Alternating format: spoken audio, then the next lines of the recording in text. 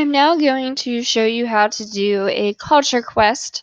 This is something you can create or have your students do using Google Maps.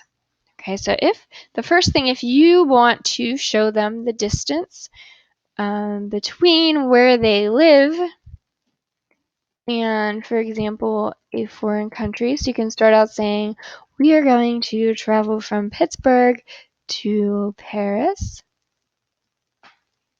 Okay, you go over here, you type in Pittsburgh, and then we are going to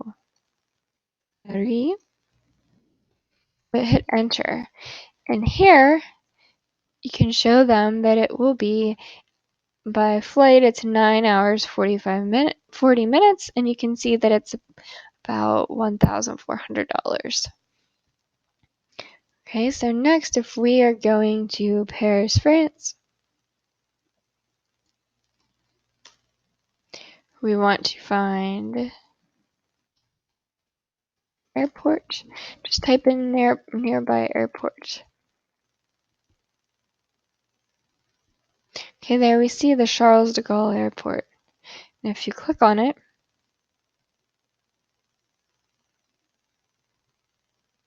and we go down here, we can see pictures of it. See where the little person is in the lower right-hand corner?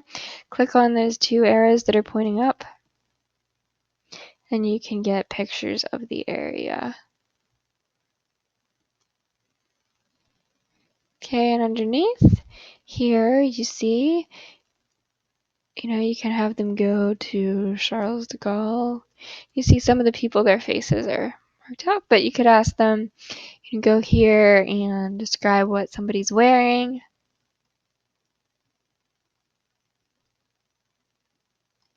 Okay, so go back. Now, say for example, you want them to tell you if there are any hotels near the airport. So if we go back over here to the left, see where it says save and then nearby, click on nearby, and then it'll come up restaurants, hotels, click on hotels. So hotels that are near Charles de Gaulle Airport, you can see this one. Some of them have pictures and approximate costs, and then you can see where they are. You see them in this list over here. You can also see them on the map. So say, for example, we want this one. You click on it, okay, and you can get pictures of it, what it looks like inside. Okay, it looks really nice. You can get street view images. So maybe you're somebody like me and you're worried about parking, so you want to check out the parking lot. They can definitely do that. Okay, so then to go back to the map, click on the arrow up in the upper left-hand corner. And then say, for example, your student you want your student to plan a walking trip. So we know we want to go to l'Arc de Triomphe. Oops, there we go.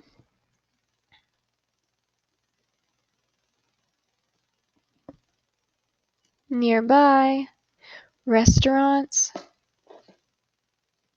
Okay, you can see which restaurants are within walking distance of l'Arc de Triomphe, and right over here on the left-hand side, you can see that it's really expensive, and there's reviews. It gives you the address, the website, the phone number. It tells you it's closed today. You can click on the reviews, and you can read them. But since they're all in English, you might not want to do that. You can go and have them check out the hotel's website, or not the hotel, the restaurant's website. Okay, so they can walk there, and then, let's see, maybe we'll type in Arc de Triomphe. We want to see if we can walk from l'Arc de Triomphe to the Eiffel Tower.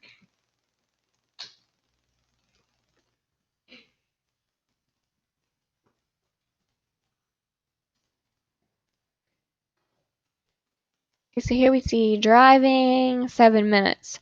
Okay, but I want to walk.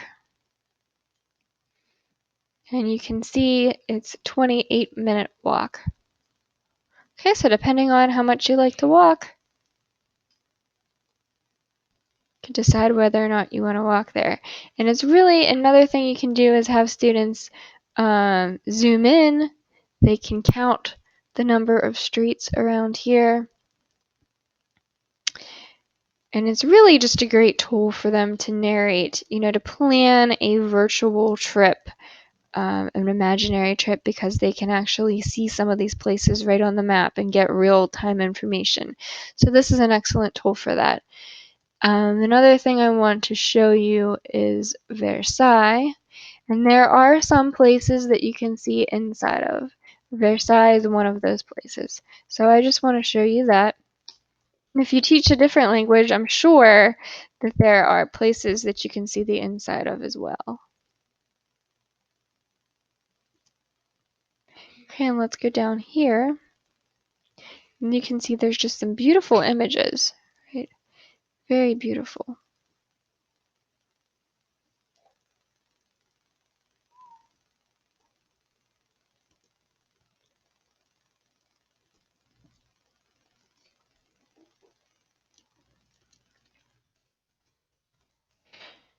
And we want to see inside of it.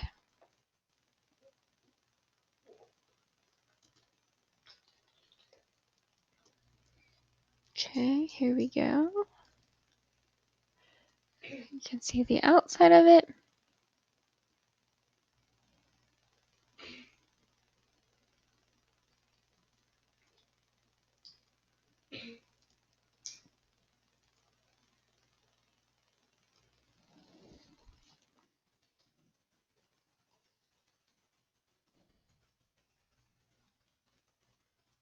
Okay, and if you do a search for Hall of Mirrors, you can actually see inside. Okay, the beautiful painting. There's so many ideas, you could come up with using these images. You could, if it's beginners, you could have them tell you what somebody's wearing, okay, or more advanced, describe what's going on in one of the images, or even talk about the room, or all kinds of possibilities. Okay, but this is really an excellent tool to have at your disposal.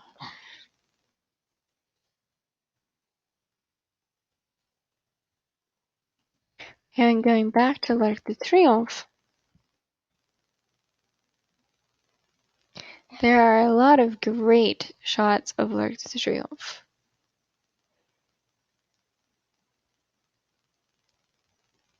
Okay, and some of them actually will let you get underneath so that you can see the eternal flame, like you see here. You can look up and see the ornate ceiling. I mean, there are just so many options here. There are also a lot of images for La Tour Eiffel. Okay, so that's just to give you a little bit of an idea of what you can do with these images. And if you record this with Screencastify, you can record this with Screencastify, and then it will be on YouTube. And remember, anything that is on YouTube, you can take that and turn it into a quiz or turn it into an assignment with Edpuzzle. So another great idea is to, make your own tour, and then you can ask students questions about it using Edpuzzle. And this is a great picture because you can see the traffic and all the different lanes here.